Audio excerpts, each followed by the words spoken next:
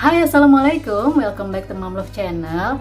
Karena masih banyak banget yang DM ke Instagram saya di momlove.share nanya-nanya tentang kripto. Nah, kali ini saya mau sharing lagi perbedaan dan persamaan antara saham dengan kripto. So, tonton video ini sampai habis ya.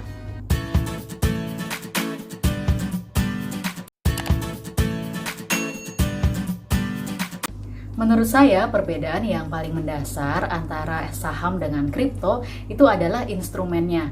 Kalau di saham, instrumennya itu adalah saham perusahaan sebagai bukti kepemilikan kita terhadap suatu perusahaan. Nah, sedangkan di kripto, instrumennya itu berupa mata uang digital yang sifatnya itu computerized, jadi secara komputerisasi. Kalau dari segi keuntungan, itu kurang lebih sama ya. Jadi kita bisa mendapatkan keuntungan dari selisih harga beli dan jual kita. Jadi pemicu dari kenaikan dan penurunan harga itu dari supply dan demand. Dan jangan salah juga, saat ini di kripto juga bisa memberi passive income seperti halnya di saham. Kalau di saham kita bisa mendapatkan passive income berupa dividen kan. Nah, kalau di kripto saat ini ada beberapa koin atau token yang bisa memberikan kita passive income. Caranya dengan koin saving atau D-Lock yang ujung-ujungnya itu bisa memberikan pendapatan lain selain dari transaksi trading jual beli seperti biasa ya. Nah, kalau untuk platform perdagangan itu ada perbedaannya ya. Kalau di saham kita harus mendaftar ke perusahaan sekuritas untuk menjadi customer atau nasabahnya, baru kita bisa mengakses aplikasi trading yang mereka punya. Sedangkan di kripto itu karena nggak ada perantara, jadi kita bisa langsung daftar di aplikasi exchange yang ada di App Store atau Play Store. Dan untuk zaman sekarang itu semuanya serba gampang ya, karena pendaftaran bisa dilakukan secara online. Kalau untuk di saham, kita bisa tinggal cari perusahaan sekuritas yang terdaftar atau resmi diawasi oleh OJK atau Otoritas Jasa Keuangan. Sedangkan di cryptocurrency, kita cukup cari exchange yang legal, yaitu yang diawasi atau terdaftar di Bapepti, yaitu Badan Pengawas Perdagangan Berjangka Komoditi. Sekarang ini lagi marak banget ya investasi bodong yang berkedok robot trading. Jadi mereka menawarkan rasio keuntungan yang sangat tinggi, bisa sampai 90%. Ibaratnya itu bakal untung terus gitu ya. Tapi ternyata ini adalah ujung-ujungnya scam atau penipuan. Dan korbannya ini juga banyak juga ya. Memang efek pandemi ini juga berpengaruh ke meningkatnya minat masyarakat terhadap investasi ya. Apalagi nih anak-anak muda, para kaum milenial, itu banyak banget yang memulai untuk berinvestasi, which is very good. Tapi sayangnya itu, banyak banget pemula yang terjebak karena iming-iming keuntungan yang besar. Padahal kalau kita mau mengecek suatu perusahaan itu legal atau enggak, itu gampang banget ya. Kita tinggal cek apakah terdaftar di pengawas atau badan resmi yang ditunjuk oleh pemerintah. Nah, sebagai contoh, kalau di kripto itu ada exchange toko kripto yang merupakan exchange pertama yang terdaftar di Bapepti. Next, kita ke satuan transaksi. Jadi, kalau di saham itu pada saat kita jual beli berdasarkan satuan yang terkecil yaitu satu lot yang terdiri dari 100 lembar. Misalnya kita mau beli saham yang harganya 1.000, maka kita harus mengeluarkan uang senilai Rp100.000. Beda halnya dengan kripto, range harganya itu kan lebar banget ya, mulai dari puluhan rupiah sampai ada juga yang ratusan juta rupiah. Nah, tapi jangan khawatir, kita tetap bisa beli dalam pecahan yang kecil-kecil. Misalnya Bitcoin nih yang sudah ratusan juta, itu bisa kalau kita beli sampai pecahan 8 desimal, jadi 0,000 sekian gitu ya. Kalau untuk cara transaksinya, menurut saya sama aja ya antara saham dan kripto. Jadi sistemnya itu ada harga bid, harga offer. Nah, untuk lebih jelasnya, kalian bisa lihat di video saya yang judulnya cara jual beli saham di IPOT atau cara jual beli kripto di toko kripto. Nah, perbedaannya kalau di saham itu semua transaksi hanya bisa dilakukan dalam rupiah ya.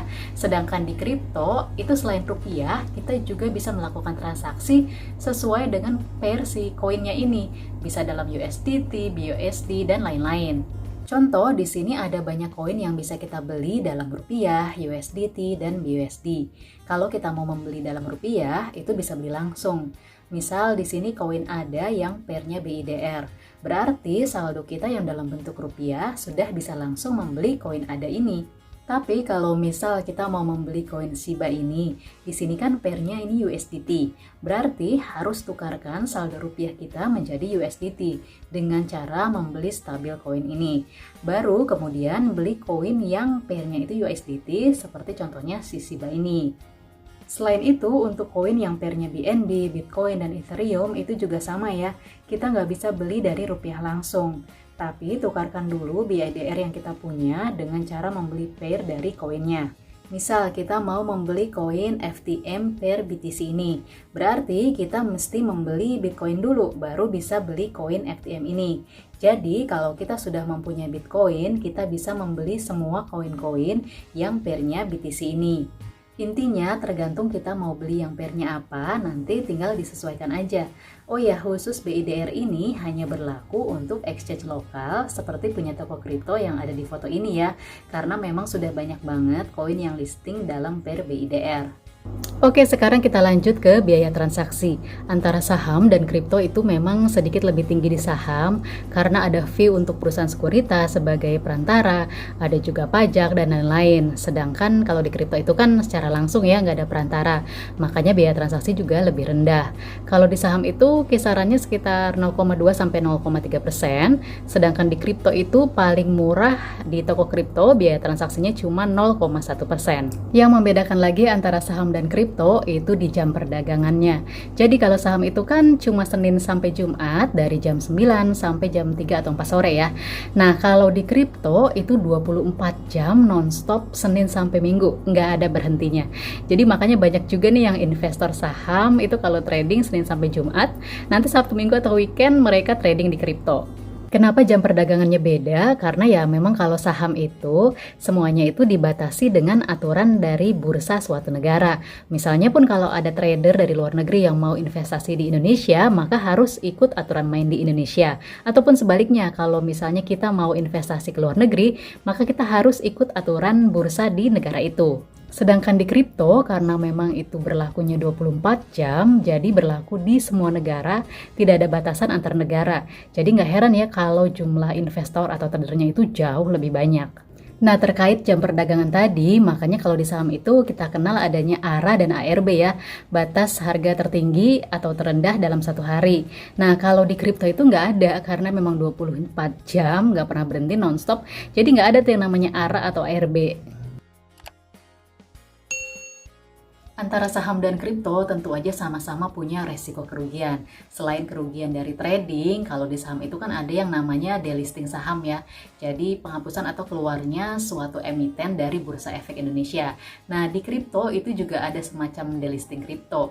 Intinya kita sebagai investor atau trader itu harus pintar-pintar memilih saham atau koin yang tepat. Selain itu, ada lagi nih yang menurut saya mirip antara saham dan kripto, yaitu buyback kalau di saham dan coin burn kalau di kripto.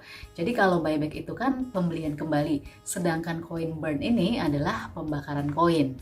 Jadi buyback ini adalah pembelian kembali saham yang beredar di publik yang dilakukan oleh perusahaan terkait sebagai emitennya. Nah, tujuan dari buyback ini macam-macam ya, tergantung dari kondisi perusahaannya. Salah satu efek yang menguntungkan dari buyback saham ini bagi investor saham adalah potensi meningkatnya nilai atau harga saham itu sendiri. Karena kan jumlah saham yang beredar ini semakin berkurang. Tentunya sesuai dengan hukum ekonomi tadi, supply dan demand, hal ini itu bisa mendongkrak kenaikan harga atas saham itu sendiri. Begitu juga dengan coin burn. Ini adalah proses pembakaran untuk menghilangkan koin dari sirkulasi atau untuk mengurangi jumlah koin yang tersedia. Jadi gampangnya itu dengan coin burning, maka koin akan semakin langka. Nah, sesuatu yang langka atau terbatas, maka nilainya akan lebih tinggi. Oh ya, selain itu, coin burning ini juga merupakan metode yang efektif untuk menstabilkan nilai koin itu sendiri. Nah, itu tadi beberapa persamaan dan perbedaan antara saham dan cryptocurrency. Kalian juga bisa tonton video saya yang berjudul Belajar Kripto buat Pemula yang part pertama untuk lebih jelasnya mengenai cryptocurrency. Intinya, setiap investasi itu mempunyai peluang dan resiko ya. Nah, termasuk di saham dan kripto ini sama-sama high risk tapi juga high return. Jadi kembali lagi nih ke tujuan investasi kita. Kita tetap bisa memilih mau menjadi trader atau mau menjadi investor atau holder jangka panjang. Menurut saya, kalau kita mau lebih aman atau cari aman untuk di saham, itu bisa kita pilih saham-saham yang sudah teruji secara fundamental, seperti saham-saham yang tergabung di ALQ45 atau high dividend. Nah, bagi yang lebih berani, yang mau lebih high risk, high return, itu bisa coba masuk di saham-saham layer 2 atau 3. Begitu juga di kripto, menurut saya kalau pemula nih mau coba, kita bisa pilih koin yang masuk top 5. Itu datanya kita bisa cek di website coinmarketcap.com. Atau tipsnya itu sama dengan di saham, pilih koin atau token yang kita kenal. Contohnya TKO dari toko kripto, itu kan jelas pembuatnya ada di sini, kantornya di Indonesia, jadi tentu lebih aman. Nah, buat kalian yang mau coba invest atau trading di cryptocurrency, kalian bisa pakai exchange toko kripto. Kenapa? Karena selain merupakan exchange nomor 1 di Indonesia, toko kripto ini adalah yang pertama yang meluncurkan aset kripto lokal di Indonesia, yaitu TKO. Dan terus konsisten memperkenalkan aset kripto ke masyarakat Indonesia dengan programnya yaitu 1 TKO 1 Indonesia. Berita baiknya, kalau kalian daftar toko kripto sekarang sampai dengan 30 November dan menyelesaikan verifikasi KYC, kalian berhak mendapatkan Rp25.000 atau senilai dengan 1 TKO. Selain itu, kalau kalian deposit nih Rp150.000 akan mendapat tambahan Rp25.000, dan kalau kalian trading senilai $25 maka akan mendapatkan tambahan Rp50.000. Nah, ini berlaku untuk 10.000 orang pertama, jadi kesempatannya masih banyak banget ya. Selain itu, kalian bisa ikut lucky draw dengan total hadiah Rp72.500.000 untuk 100 orang pemenang. Caranya gampang banget, tinggal trading $250, nanti kita dapat 1 tiket, dan tiketnya itu berlaku kelipatan sampai dengan 10 tiket. Dan sampai dengan 4 November ini, toko kripto lagi ada kompetisi BIDR yang cashbacknya 100%. Trader dengan volume tertinggi juga akan mendapatkan hadiah lebih dari 2,5 M. Caranya gampang banget, cukup trading di koin yang pairnya itu BIDR, koin apapun bebas, dengan minimum trading sebesar Rp1,5 juta. Total cashbacknya sebesar Rp35.500.000 untuk setiap harinya. Dan nanti cashbacknya itu akan dikasih dalam bentuk TKO ya. Dan ini berlaku kelipatan. Jadi makin banyak trading, makin banyak juga dapat TKO-nya. Selain cashback, ada juga total hadiah lebih dari 2,5 M kalau kita jadi top trader mingguan, dan top trader koin pilihan. Untuk koin pilihannya bisa kalian cek di sini nih. Last but not least, tanggal 5 November ini nih akan ada TKO Burn. Jadi ini saat yang tepat untuk segera daftar ke toko kripto dan menyelesaikan KYC-nya supaya bisa trading BIDR dan deposit TKO ya sebelum TKO Burn. Oh iya, jangan lupa untuk pakai kode referral saya pada saat daftar ke toko kripto, karena kalian akan mendapatkan komisi trading 20% seumur hidup. Link pendaftaran dan link info lain tentang video ini bisa kalian cek di description box ya. Oke, itu aja yang bisa saya sharing kali ini. Semoga bermanfaat dan kita semua cuan ya. Terima kasih. Assalamualaikum.